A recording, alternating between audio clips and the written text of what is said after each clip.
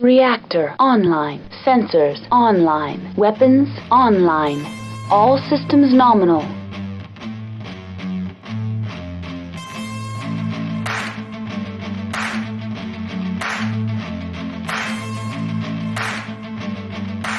Hello, everyone. Carrie here with another episode of the Unicorn Company podcast. I feel like today we are going to have an interesting subject to cover, but I want to mention the news because there are some new things that have been released or teased at Adepticon recently. First, I want to mention the new Mercenaries Kickstarter that has been open from Catalyst Game Labs. The Kickstarter is open until the 20th of April. It currently sits at over $4.6 million and has over 17,000 backers, leaving the Clan Invasion Kickstarter in the dust. I guess so much for the people griping about Catalyst's actions over the past year, claiming that they will boycott their products and that Catalyst will be a victim of the go woke, go broke thing. So, yeah, congratulations, Catalyst. I hope this goes smoothly for you, and I hope that you break 5 million. Next, we have a few things here. We have the new Force Pack releases that were at Adepticon. The first of these is the Proliferation Cycle Force Pack. It has resculpts of the Mackie, Gladiator, Kyoto, Battle Axe, Icarus/Icarus II, Emir, and Firebee. All of these models look great, and most of them are at least usable in the Blakist era and forward, as well as in the Star League era, where they would have been far more common. Looking at the master unit list, the Firebee is still in use by 3 factions. The Emir is extinct by the Il Clan era. The Icarus II is used by 4 different factions in the Il Clan era. The Battle Axe is apparently a Fed Sun stable, and in the 32nd century. The Kyoto is actually pretty widespread as far as who's using it at this point. The Gladiator, not to be confused with the clan version of the Gladiator, has a home with the Free Worlds League and 2 other factions. And of course, I did not move that cursor down to scroll down. And of course, the Mackie is completely extinct by the time of the Il Clan. The Force Pack retails for $44.99. It is an interesting concept as it gives us new minis for some of the more niche models and a couple semi-common ones, as well as a relatively common one. To me, this makes it more of a 4-mech Force Pack with 2 additional mechs that are only really usable if you're playing in prior eras. Next up is a 4-mech pack of the Urban Mech. This is after we had the company of the Urban Mechs. Now, mind you, though, this Force Pack has 4 different variants of the armed trash can. This will obviously be an addition for anyone who enjoys this plucky little machine and comes in at $29.99. The final Lance Pack that was released at Adepticon was the Snords Irregulars Lance Pack. This includes a Highlander for Rhonda Snord, Shorty Sneed's Rifleman Frankenmech, which I will be releasing a video about soon, giving my thoughts on the inclusion of Shorty's unique mech. It also has a Spartan, which originally debuted in one of the Snords scenario packs, as well as a Guillotine. The Snords Irregular box retails for $29.99. Catalyst also released a new Recognition Guide Classics. This is a print companion to the one. Well, it's one of what are probably going to be a few print companions to the Clan Recognition Guides, and retails for $34.99. They also released Hexless. It's a hard word to say for some reason today. Hexless versions of the Aero-based battle mats, each version running $39.99. One thing I'm really excited for is the Alpha Strike Counter Pack. This pack includes 6 heavy cardstock punch cards, which have movement markers for your movement mods, trees, rivers, roads, and large blast templates, as well as a complete set of 15 buildings as seen in the Alpha Strike box. So if you have the Alpha Strike box and you're looking to double up on buildings, this is a great way. You also get more stuff as far as, compared to what was in the box. And personally think this is really good for people who are just getting into tabletop games. Um, as far as like Alpha Strike, it gives you a lot of stuff that you just probably don't have access to if you haven't played any other tabletop games before. This, oddly enough, is one of the things that excites me more than anything else in the releases, and it comes in at $24.99. I went off script, and then going off script left me in a weird position. Next up, at Adepticon, they introduced more plushie mechs. This time, there is a Lao Irby for $34.99, a Phoenix Hawk in either House Karita or 21st Centauri Lancer colors for $39.99, an Archer that you can get in either Kellhounds or Jamie Wolf's livery for $44.99, and finally an Atlas that comes in either House Davian or Aerodani Light Horse paint schemes for $49.99. Additionally, Catalyst has released a premium well, they released two of them actually. But they released a premium Phoenix Hawk miniature, comes in at $14.99 plus shipping. With the shipping cost, you're paying around the amount that it would cost to get a Lance pack, which would include 3 more mechs with the Phoenix Hawk. They also apparently released a Rifleman premium miniature as well, which I don't have a price for, but I have to assume is that same $14.99. And this brings me to the main topic tonight. It wasn't, or it isn't going after the QC on the premium minis. It seems like that had been resolved, but may be an issue again. It isn't about the cost in particular. That is a thing that's just a reality. The topic is about the intersectional relationship between Catalyst Game Labs, Ironwind Metals, and the company that they have making the premium miniatures, Monster Fight Club, and what the future might look like. So first of all, let's talk Catalyst. Catalyst Game Labs, or CGL, was established as an alternative to the previous licensee to BattleTech, FanPro, and was put forward publicly as a company that would be a good shepherd for the BattleTech IP. The company was made up mostly of the creative team who had been working over FanPro, and BattleTech was, in a way, languishing under FanPro's stewardship. FanPro had issues with delays, limited releases, and this only served to frustrate the player base. And this allowed Catalyst to take over the license and eventually get us to where we are today. The next player we have in this is Ironwind Metals. Ironwind Metals and its previous incarnation, Ral Partha, have been creating BattleTech minis for longer than anyone else.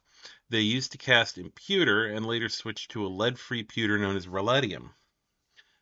They did experiment with some resin and metal hybrid miniatures, which were put out in Clan Star boxes, which I picked up as a teenager. But these models were lackluster at best. And since then, Ironwind Metals has gone on to produce quite a few con-exclusive and online-exclusive miniatures, all of which have been in metal, and many of which have been jumping mechs. The final player we have in this odd little production triangle is Monster Fight Club, who has been producing some of the new premium miniatures for Catalyst after Creative Juggernaut and CGL cut ties with one another. I guess an important thing to look at is the history of Catalyst, or BattleTech itself, and plastic miniatures. So the first time we saw plastic minis, or actually vinyl, was in the BattleTech 3rd Edition box set. This was followed by the CityTech box set. These minis were either 1 or 2 part models and led to interesting minis such as the Fatapult, the Bifurcated Marauder, and of course the saddest clan mechs ever, who all had their arms pointing down towards the ground, making them look very depressed, as though they knew they were about to lose the battle at Tukid. You were also able to buy the 3rd Edition box set miniatures as reinforcements, a reinforcements pack. In a way, this gave us unprecedented, or gave us precedent for the Lance packs that we would see in the future. Which brings me to those.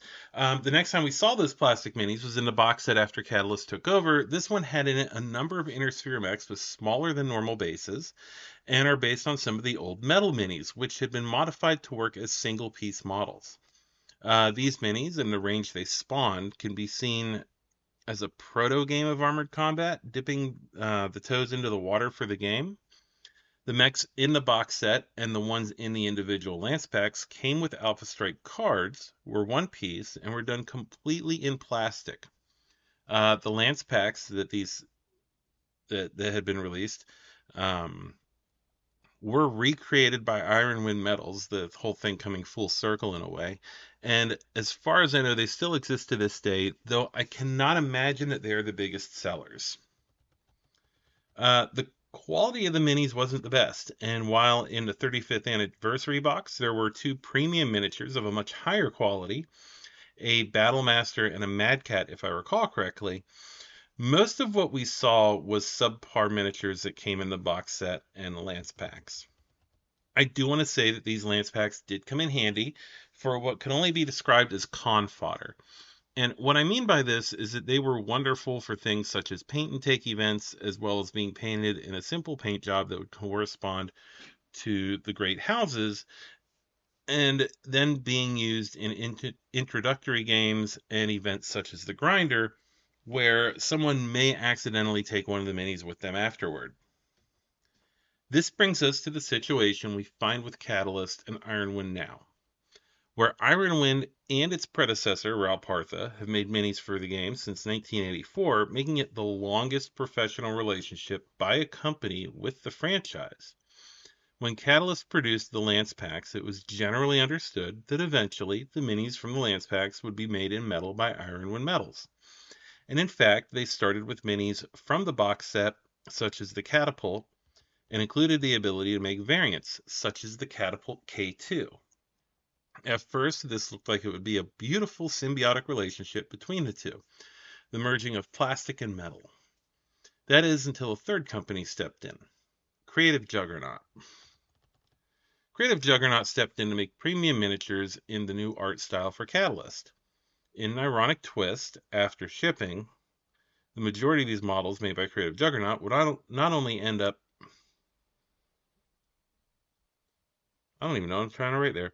But in an ironic twist, the majority of these models made by Creative Juggernaut would not only end up being made by Ironwind Metals after the relationship between Creative Juggernaut and CGL ended, but the resin models from Creative Juggernaut would end up costing almost as much after shipping as the metals from Ironwind Minis. Or Minis from Ironwind Metals. One would think that once the relationship between CGL and Creative Juggernaut dissolved, that Catalyst would rely on IWM for their premium miniatures, given their history and the fact that Ironwind has made dozens of convention exclusive miniatures in the past for Catalyst, and before that CGL, or before that Fan Pro. Instead, Catalyst brought another company on board. This company is called Monster Fight Club. I have to say that their quality has been hit and miss. So you had the experience of the Hammerhead and the Mad Cat TC, both having print line issues in the Resin Cast minis. And now I have seen posts recently of the Phoenix Hawk and the Rifleman, which were available at Adepticon, and the Rifleman is grossly out of scale. Apparently the Phoenix Hawk, the legs are just not the greatest either. And it seems odd that CGL would feel the need to turn once again to another outside company to make the premium miniatures, but they did. So where I feel it starts to get really absurd, though, is the latest offerings as premium miniatures, the Phoenix Hawk and the Rifleman. While they aren't absurd miniatures to produce in and of themselves, it is awkward when you consider that there are minis that are perfect for the format of limited run, such as Mechs, which are used by characters, and because of this, they're unique. Much like the Wolfhound 2C, Yenlo Wang, Shorty Sneed's Rifleman, and so forth. These are the kind of minis which shouldn't be making the rounds, as it were, in force packs, but instead, because of their unique loadouts and the limited number of them needed by players, unique mechs are perfect for being premium miniatures. Now, overall, what it feels like to me is that Ironwind Metals is getting slowly getting the squeeze from Catalyst, where they could instead utilize the relationship that they have had for 40 years and cultivate it further to allow both companies to thrive. Catalyst has instead decided to go with Monster Fight Club. Now, finally, I did run a small poll on Twitter to ask people about their opinion on the relationship between Ironwind Metals and Catalyst, and if they feel like they're being phased out in favor of plastics. Now, the majority of respondents, 63%, said that they don't believe this, but that means that 37% of the respondents believe that they will be phased out. And I admit that I am a person who believes that as well. Especially with the recent release of the Phoenix Hawk and Rifleman as premium miniatures, when we've seen Force Pack mechs being released by Catalyst as metal models, and they've been doing a fine job at it. I know this has been a pretty short subject, and I would love to hear from you, though, and get your opinion. If you want to discuss it, then feel free to join us at Facebook at the Unicorn Company Podcast Facebook group and share your thoughts. Now, before we get into the MekTek segment today, I do want to go ahead and talk about our sponsor real quick, Fortress Miniatures and Games. Bobby over at Fortress runs an excellent business, and they have everything from the newest releases in source books and miniatures to hard-to-find items that have been published or released in the past. Check them out at fortressminiaturesandgames.com. Also, if you would like to support the podcast directly, then you should check out our Patreon at patreon.com/unicorncompany. You'll get early access to our videos that we try to release every week, and also I try to have other perks in there as well. So,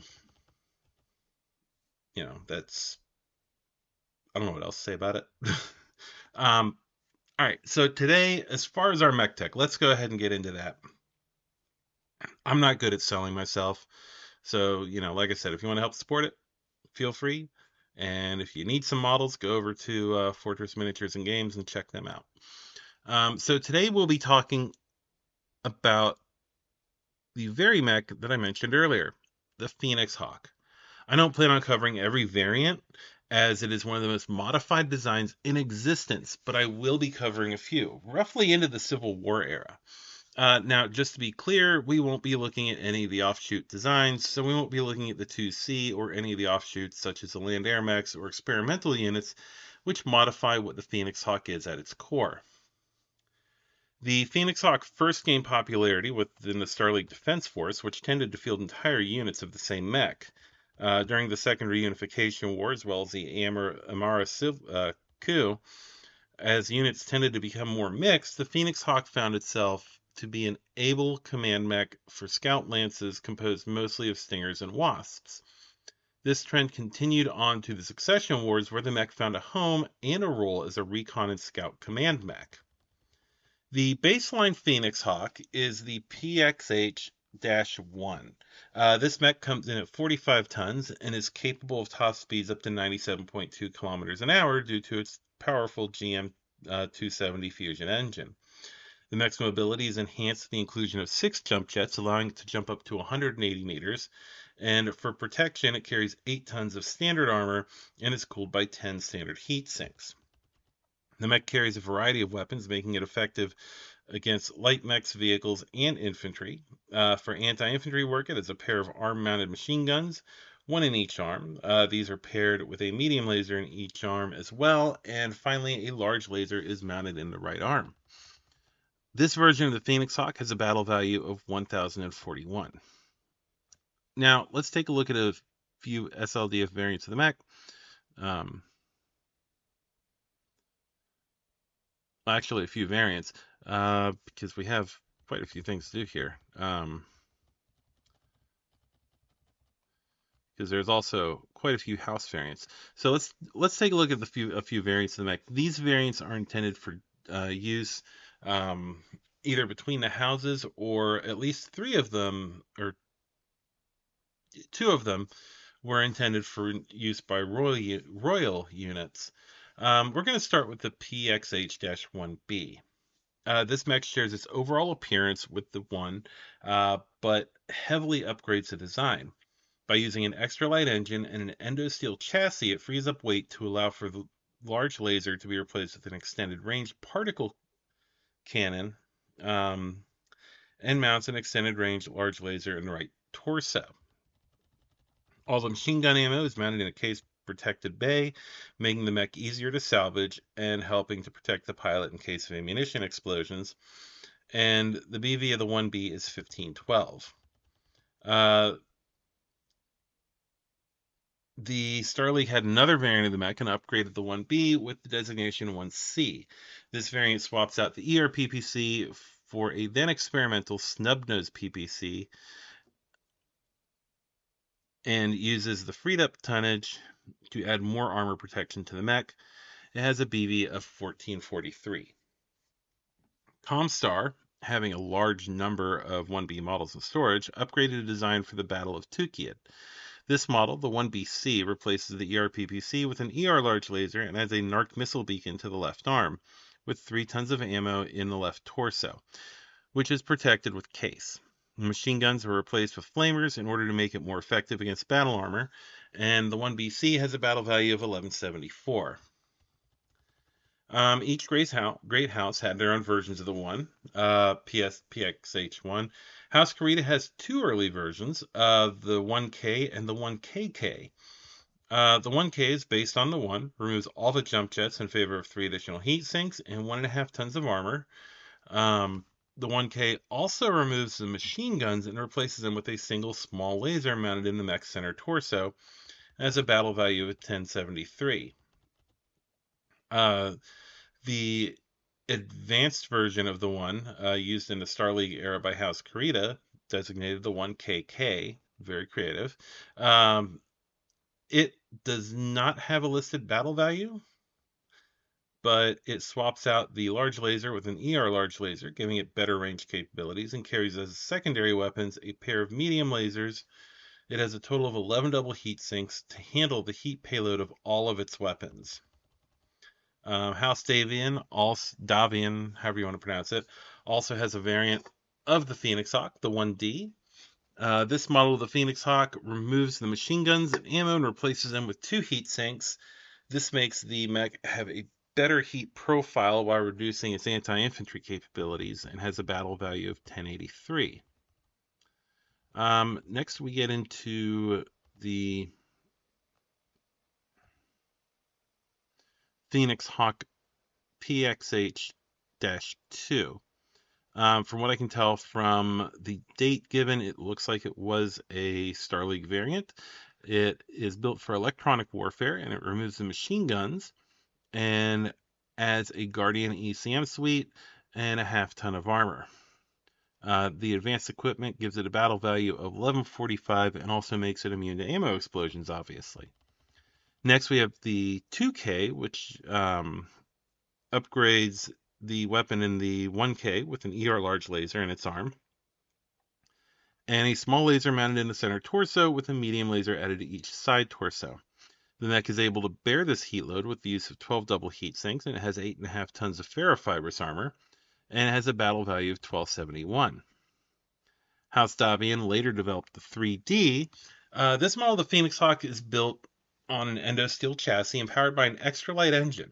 It has formidable firepower with a pair of ER large lasers and a pair of medium pulse lasers, one of each in the arms. The machine guns are once again removed and adds 2 double heat sinks while upgrading the original ones to double heat sinks as well, and it has a battle value of 1148. The 3K is literally almost identical to the 3D, except it uses ferrofibrous armor and has a battle value of 1359. House Merrick has the 3M, almost identical to the 3D as well, but it also mounts an anti-missile system, and the 3M gets a battle value of 1307. Then we have the 2S. It's another clan invasion version of the mech. It is powered by an extra light engine and is cooled by 10 double heat sinks while also improving protection with the addition of a ton of armor, which has been upgraded to ferrofibrous. It is armed with a large pulse laser in the right arm and keeps the medium lasers and machine guns of the original model. The ammunition is now protected with case, and the 3S has mask to give it even more speed. This variant has a battle value of 1237. One other Davian variant I forgot to mention, the 3PL, is a brutal close-range fighter armed with 2 large pulse lasers, 2 medium pulse lasers, and a pair of ER small lasers. They are linked to a targeting computer, making it deadly accurate, and this mech has a battle value of 1244. Overall, I think that one is probably the scariest of that generation, because the next one we have is the 4L, which is a Capellan variant. It's built on an extra light engine, uses this. Oh, sorry, an endosteel chassis, and uses a standard engine to power it. The mech is armed with an ER large laser in its right arm and carries in each arm an ER medium laser and machine gun. For protection, it uses stealth armor, making it harder to hit at range. And to use it, it does carry an ECM suite and has a battle value of 1399. Now, I'm going to be jumping ahead to the clan variants, as there are a ton of variants for this mech, and I do want to cover the clan ones real quick because they did refit it. The Phoenix Hawk C is a full-on clan rebuild. It is built with an endosteel chassis powered by an extra light engine, has a medium pulse laser and an ultra autocannon 2 in each of its side torsos. It also has a head and center torso mounted machine gun with a battle value of 1396. The C2 is a MekTek machine. It was built on an endosteel chassis and powered by an inner sphere extra light engine. It carries an AP Gauss rifle and medium pulse laser in each arm. It also has a large pulse laser in the right arm and uses a targeting computer to make it even more accurate, essentially a ClanTech armed PL variant. It also has a supercharger to increase its ground speed and has a battle value of 2187. All right, so let's take a look at these in Alpha Strike. So give me 1 second here. All right, so first we have the PXH-1, our baseline Phoenix Hawk. It is Type Battle Mech Size 2, TMM of 2 with 12 jump for movement. It is a skirmisher with attack values of 2 at short and medium. It does not have any specials, and it comes in at 26 points, which is pretty bargain basement for a medium mech. Now, mind you, though, it's essentially your base technology, so it's not going to be the most upgraded or amazing thing you're going to see on the battlefield. Next, we have the 1B. The 1B, or Special, variant of the Phoenix Hawk. This model is 2 points more, 28 points. And is Type Battle Mech Size 2, TMM of 2, 12 jump. The mech, once again, is a skirmisher and has attack value of 2 at all ranges. It has an overheat of 1, 4 armor and 2 structure, with specials of case and ECM, giving it more utility, but arguably roughly the same or less survivability as the base model. After that, we have the 1C, another special variant of the Phoenix Hawk. This one comes in at 31 points. It's a battle mech, size 2, TMM of 2, with 12 jump for movement. A striker, short of 3, medium of 2, and long of 1, with 1 overheat. Now, this one has 5 armor and 2 structure. It's also equipped with case and ECM, basically an upgrade of the 1B. After that, we have Comstar's take on the upgrade of the 1B, the 1BC. This Phoenix Hawk is battle mech size 2, TMM of 2, with movement of jump, 12 jump again. The mech is a skirmisher with attack values of 2 at short and medium range and 1 at long with no overheat. It has 4 armor and 2 structure and specials of case, ECM, and S-Narc, giving it even more utility as it can supplement its damage values with explosive Narc pods. This mech comes in at 27 points. Now, the 1K is the first of the Cretan Phoenix Hawks, and it's Battle Mech size 2, TMM of 2, moves 12 but does not jump. Has a short range of 3, medium of 2 with no overheat. Has armor of 5 and structure of 4 with a special of energy, giving it far more survivability than the previous models. The 1KK is an upgrade to the 1K. It's Battle Mech size 2, TM of 2, movement of 12. It upgrades its attack values with 3 at short and medium, 1 at long with no overheat. The 1KK once again has 5 armor and 4 structure with special of energy, once again making it extremely survivable for its size, and comes in at 33 points. Now, House Davian's variant of the Phoenix Hawk, the 1D, is a Battle Mech size 2, team of 2 with movement of 12 jump, and is a skirmisher. It has a point value of 26 points. The mech has attack values of 2 at short and medium, no longer overheat value. The 1D has armor and structure of 4 with a special of E&E, making it once again more survivable than the Star League variants at 26 points. Now, the PXH2 model of the Phoenix Hawk is the first that moves out of the 1 series, and it is an evolution of the design. It's type Battle Mech size 2, team of 2, movement of 12 jump. Has attack value of 2 at short and medium, no longer overheat value. Has armor of 5, structure of 4 with ECM and ENE. It was introduced in 2599 and was an able upgrade of the mech that is more survivable and able than the original variants that the Star League Defense Force was using, and it comes in at 30 points even. Next, you have the Phoenix Hawk 2K. It's an upgrade of the 1K and 1KK. It's type Battle Mech size 2, TMM of 2, movement of 12, and once again, it leaves off the ability to jump. Has attack values of 4 at short, 3 at medium, and 1 at long, with no overheat value. Has 5 armor and 4 structure with a special of energy. This is a solid upgrade of the prior K and KK models of the mech at 34 points. The 3D variant of the Phoenix Hawk is a Davian upgrade once again. It's type Battle Mech size 2, TMM of 2 with movement of 12. The mech redefines its role as a striker, much like the Star League Defense Force did, with attack of 3 at short and medium ranges of 2, and medium ranges and long range of 2. Has no overheat value. The mech has 4 armor and 2 structure with a special of anti-missile system, and it may hit harder than the Kurita one, but it does come at the cost of survivability. The 3K, which was the next version that the House Kurita put out, has much of the same as the Davian variant, but it's far more survivable. It's type Battle Mech size 2, TMM of 2. It has 12 jump, a first for a Kurita variant.